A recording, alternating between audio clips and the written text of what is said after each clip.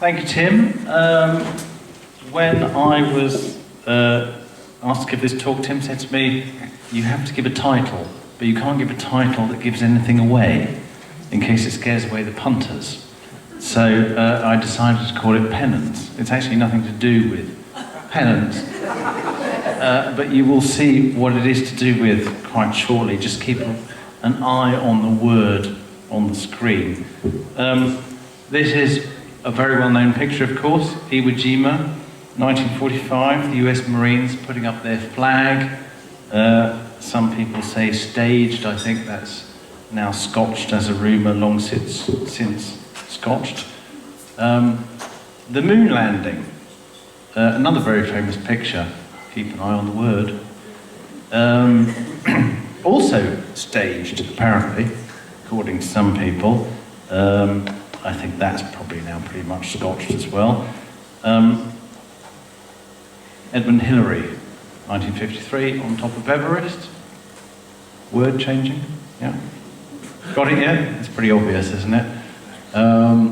Freddie Mercury, not staged, but on stage, sometime in the late 80s, I guess, with the Union Jack. This, of course, is all about flags. Pennants, as a kind of subcategory of flags. All very iconic pictures. Why am I talking about flags? I love flags. They're everywhere. They're everywhere you go.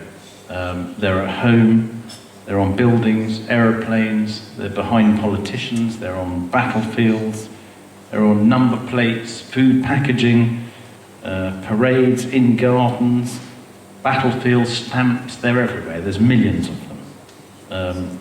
They're every day. They're flown, put up, unfurled, furled, taken down, revered, spat on, trampled, burned. I mean, they really are everywhere. And the symbolism is obvious. They tell stories, they've got history, they change with events, they change with time. Why are they the colours they are? Why are they the design they are? Why are they the shape they are? Why do they inspire such emotion? I've written down a list of emotions, which I'm actually going to read out because I can't remember what the list was. Strength, unity, defiance, patriotism, hatred, power, achievement, victory, belonging. Not because of their design, because actually what they symbolise in the eye of the beholder. There is a very obvious example right now. Ukraine, I would imagine that most people in this room 3 weeks ago could not have said what the Ukraine flag looks like. We all can now. So I'm going to talk about a few quite random flags, actually. Some you'll know, some you won't know, some I'm going to spend some time on, some I'll just flip by. I should also mention my hilarious daughters bought me this t-shirt for this occasion, full of flags. It's the first time I've worn it. Might be the only time I wear it, but there we are. So, the American flag, probably the most famous flag in the world, the most loved, most hated. It's got a lot of history. There are 13 bars in there, red and white stripes, and there are 52 stars. It started with 13 bars and 13 stars and stripes. Sorry, 13 bars and 13 stars. The 13 were the 13 rebel areas in the War of Independence against the British. Problem was, as more states joined the Union, they kept adding a bar. So Vermont joined, Kentucky joined. By 1818, it had 18 stripes. Missouri was on the way, Maine was on the way, and it was just simply getting too stripy. So actually, it was decided that they'd revert to the original 13 stripes and just add to the stars, which is why you have 13 stripes and all the stars today. There's a lot of rules about the American flag, actually passed into law by Congress. It mustn't touch the ground, mustn't touch buildings, it mustn't touch trees or bushes. It can only be displayed between sunrise and sunset unless it's properly lit. There are various buildings which specifically have legal authority to fly it all the time. I think buildings like the White House, Arlington Cemetery, and some others, US Customs ports as well, can fly it all the time.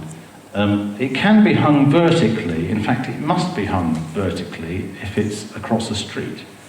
It shouldn't be lowered into a grave when it's on a casket. So quite often you see an American flag on a casket. It can't go into the grave.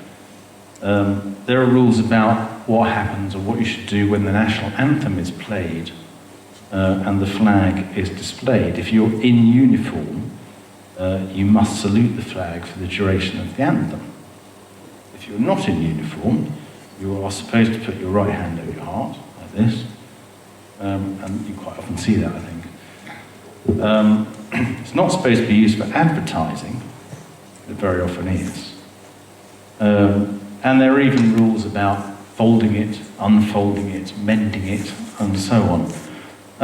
It is, of course, very popular. 50 million US flags are sold in America every year. The irony is that most of them are made in China. And actually, quite an interesting statistic, I'm going to get very specific here, on the 12th of September 2000, so that is 364 days before 9/11, Walmart sold 6,400 US flags.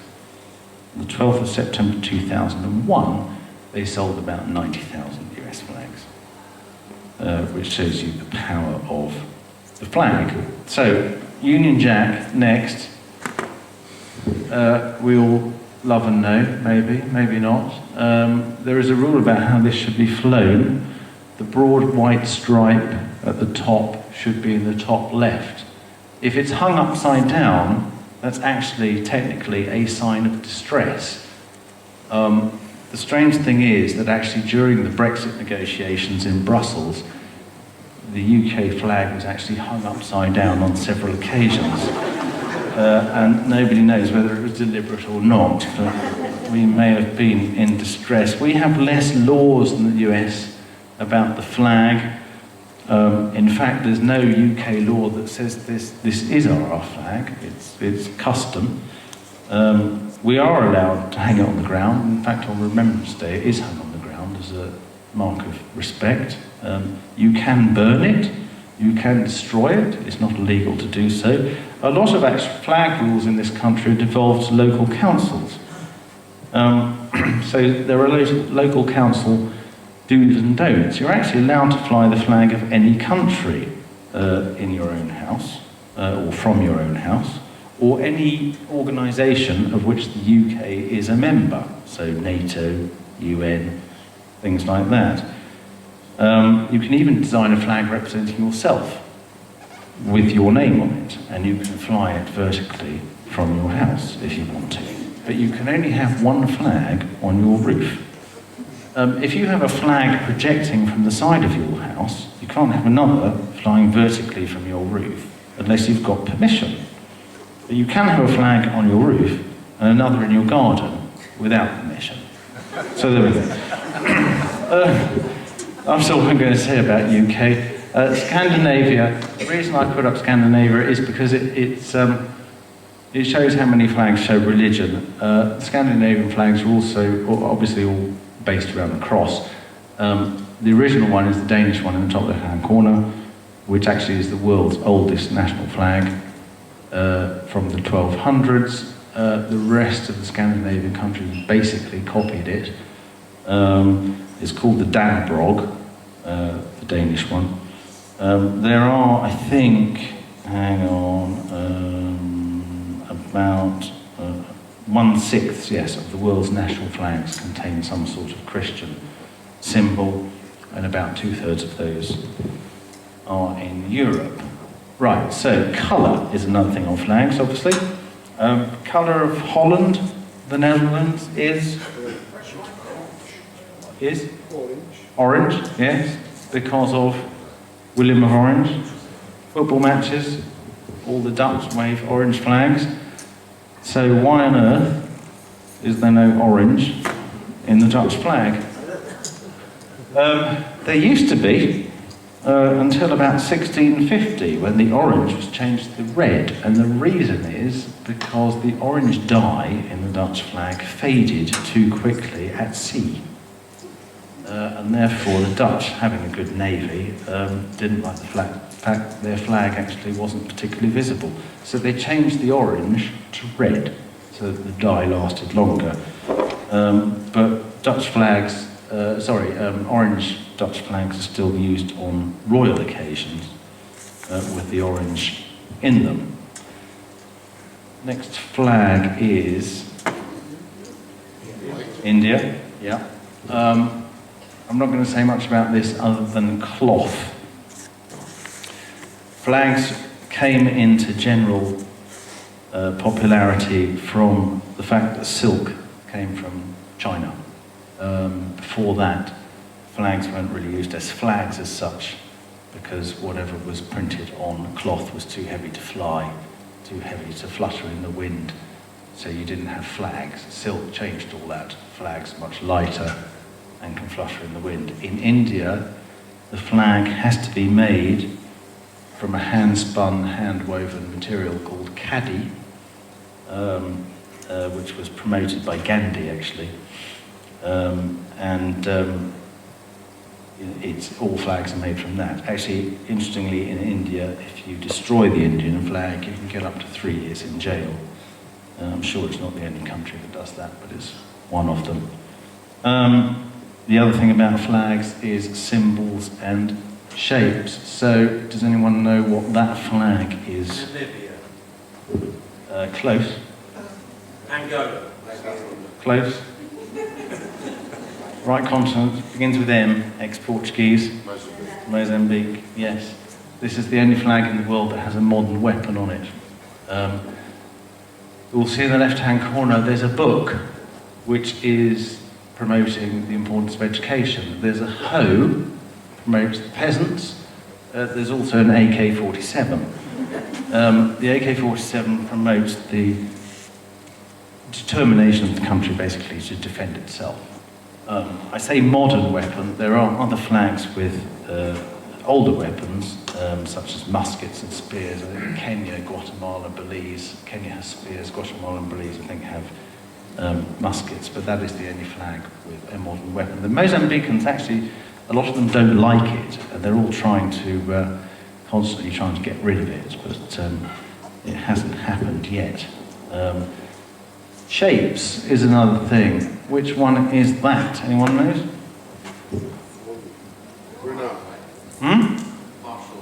Nepal.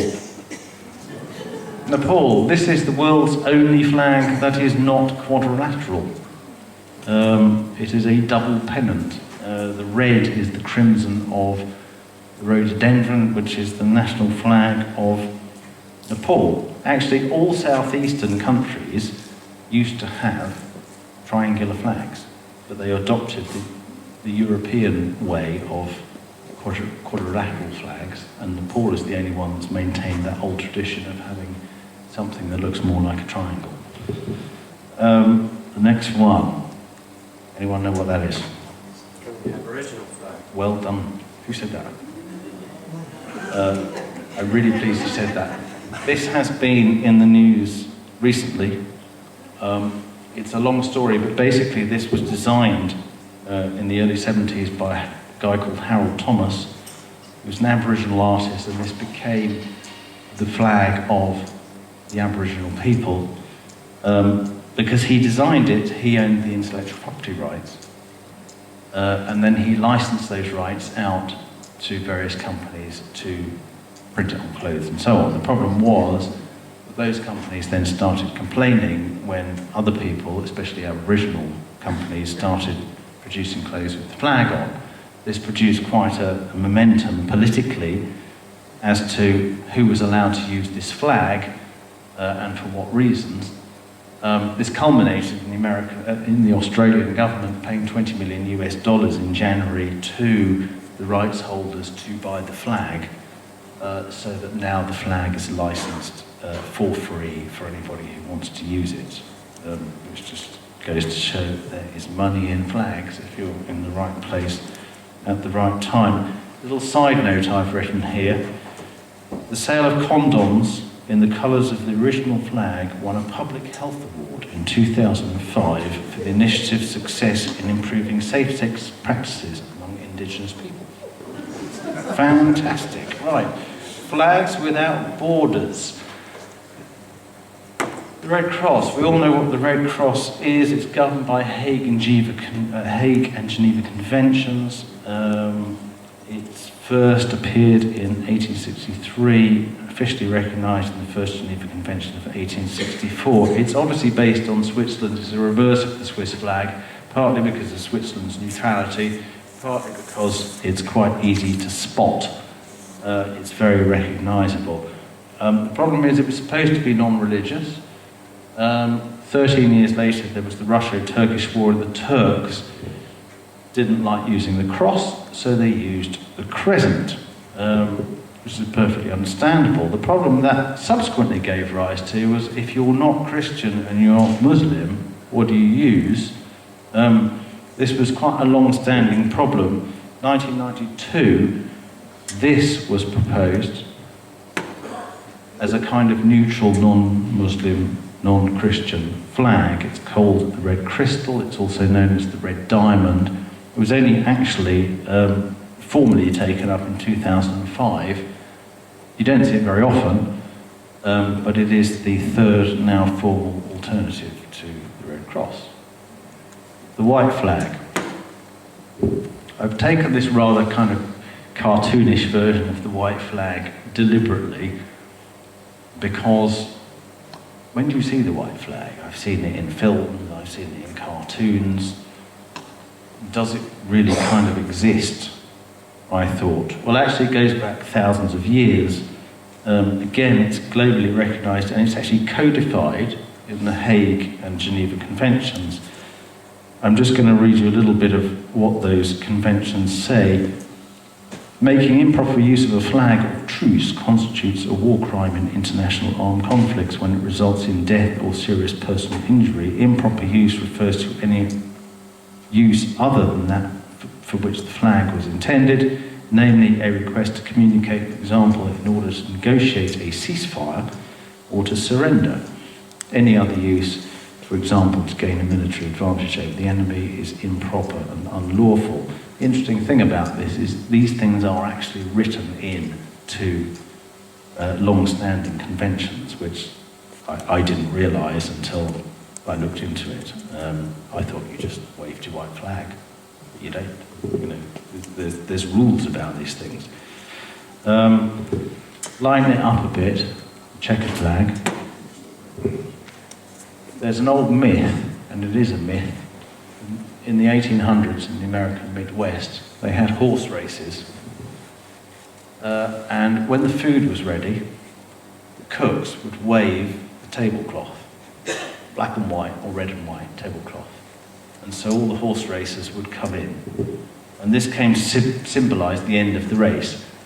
That is all a myth, apparently. The reality is, beginning of the 20th century, the US car makers started an endurance race called the Glidden Races. It's about a 1,000-mile race, and it was to promote their car's endurance and reliability. So Packard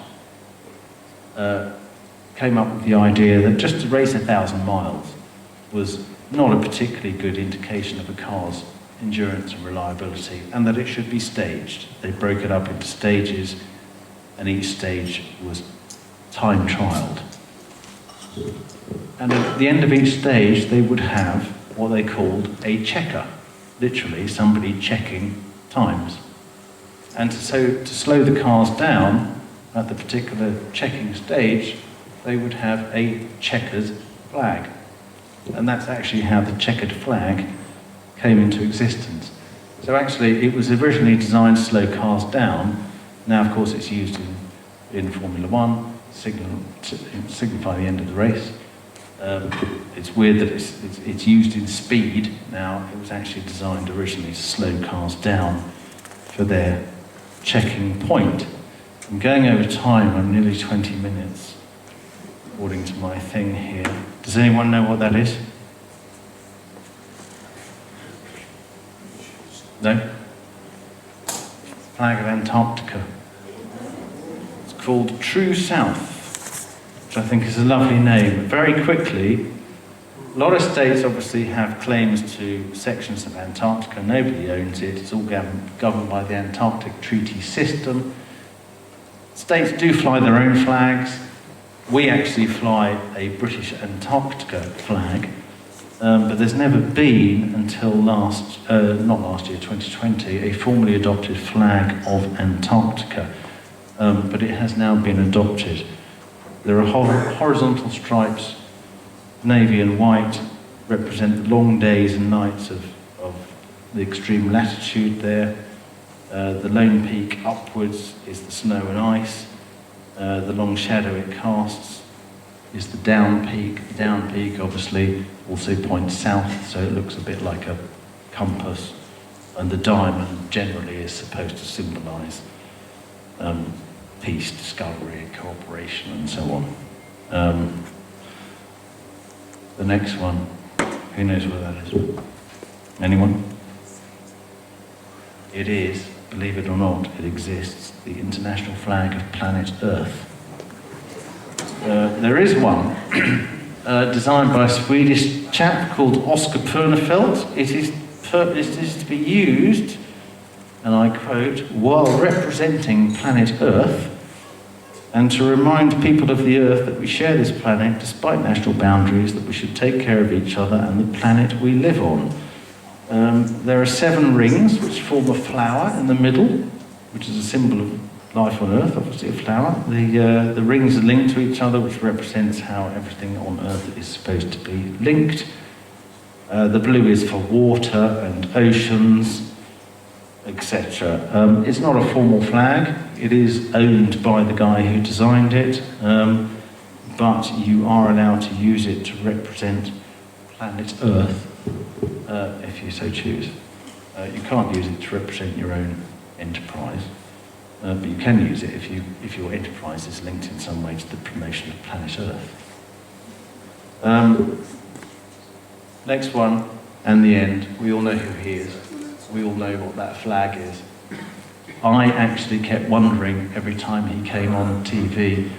It's not very clear on here, but what that is. Behind him on the wallpaper, it's actually this. It's the coat of arms of Ukraine, top right, blue shield with a gold trident, officially referred to as the princely state symbol of Vladimir the Great, or colloquially it's called the Trizop. I'm sure I'm not pronouncing that correctly. It derives from the seal trident of Vladimir, the first Grand Prince of Kiev.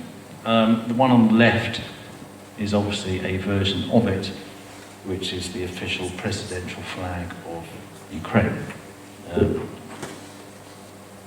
And we all know what that is. This is not supposed to be political, but just topical. The blue is the blue sky of Ukraine. The yellow is the wheat growing in the fields of the bread baskets of Europe. So, there we go. Leave you with that. Good night. God bless.